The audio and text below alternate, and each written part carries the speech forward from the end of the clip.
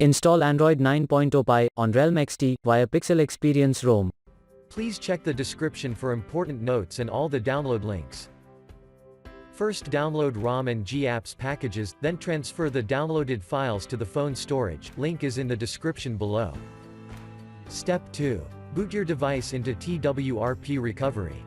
Once in TWRP, click on Wipe, Advanced Wipe, and select the check boxes, as shown in the image, excluding internal storage.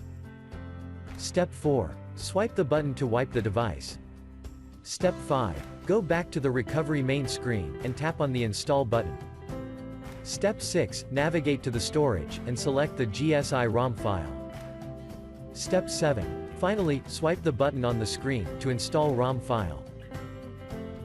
Step 9. After G-Apps flashing completes, select Wipe Cache and Dalvik from bottom left side of screen, and swipe to wipe. Step 10. When the flashing process is complete, hit Reboot System. That's it, you have successfully installed the ROM on your device.